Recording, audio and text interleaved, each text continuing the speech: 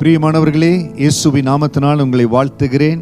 ஏசாயா 32வது அதிகாரம் 15வது வசனம், உன்னதத்திலிருந்து நம்மேல் ஆவி ஊற்றப்படும் மட்டும் அப்படியே இருக்கும். அப்பொழுது வனாந்தரம் செழிப்பான வயல்வெளியாகும், செழிப்பான வயல்வெளி காடாக எண்ணப்படும். இஸ்ரவேல் ஜனங்களுடைய வாழ்க்கையில ஒரு மாறுதலை ஆண்டவர் கொண்டு வர திட்டமிடுகிறார். ஒரு மாற்றத்தை தேவன் கொண்டு வர விரும்புகிறார்.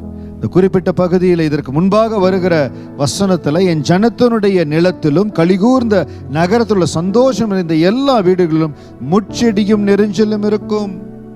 அப்படிப்பட்ட ஒரு இடத்துல இருந்துதான் கர்த்தர் இந்த மாற்றத்தை கொண்டு வருகிறார். உன்னதத்திலிருந்து ஆவி ஊற்றப்படும் மட்டும் அப்படியே இருக்கும். இன்னைக்கு என்னுடைய வாழ்க்கையில வனாந்தரத்தின் அனுபவத்துல கடந்து போய் கொண்டிருக்கிறேன்.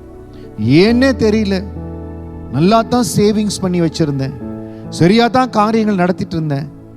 ஏதோ சில காரியங்கள் வனாந்தரத்தின் அனுபவத்தில் கடந்து போறேன். நல்ல ஆர்டர்ஸ் இருந்தது என்னுடைய வேலையில.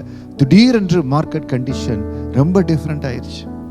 எந்த வனாந்தரத்தின் அனுபவத்தில் நீங்க கடந்து போய் கொண்டிருந்தாலும் இப்பொழுது சொல்லுங்க, ஆண்டவரே, உன்னதத்திலிருந்து ஆவி ஊற்றப்படுமே ஆனால் எல்லா வனாந்தரத்தின் அனுபவம் மாற்ற நீங்க வல்லமை உள்ளவர் ஆண்டவரே.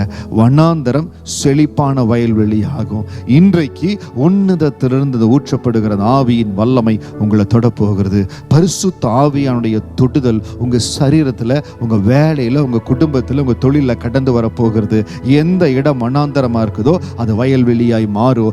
எந்த இடத்துல செழிப்பே இல்லை, எந்த இடத்துல வளர்ச்சியே இல்லை, எந்த கர்ப்பத்துல பிள்ளை உருவாகவே முடியல அப்படின்னு சொல்லியிருக்காங்களோ அந்த இடத்துல இந்த உன்னதத்திலிருந்து இறங்குகிற ஆவி ஒரு அற்புதத்தை செய்ய போகிறது. அந்த வல்லமை உங்களை தொட போகிறது. நீங்க அப்படியே ஆயத்தமா என்னோடு கூட ஜெபத்துல ஜெபிக்கிற பொழுது அந்த உன்னதத்தின் வல்லமை உங்களை தொடுவதாக. ஹல்லேலூயா. நன்றியோடு உம்மை ஸ்தோத்திரிக்கிற ஆண்டவரே, இந்த வார்த்தையை கேட்டுக்கொண்டிருக்கிற அன்பு தேவ பிள்ளைகள் ஒவ்வொருவருக்காகவோ, ஒருவேளை இயேசுவின் நாமத்தை அறியாதவர்களா இருந்தாலோ, ஏசப்பா எனக்கு உதவி செய்யுங்கன்னு கேட்கிற ஒவ்வொருவருக்காக உம்முடைய திருமுகத்தை நோக்கி பார்க்கிற ஆண்டவரே, உன்னதத்திலிருந்து ஆவி ஊற்றுகிற பொழுது வனாந்தரம் செழிப்பான வயல்வெளியாய் மாறுமே.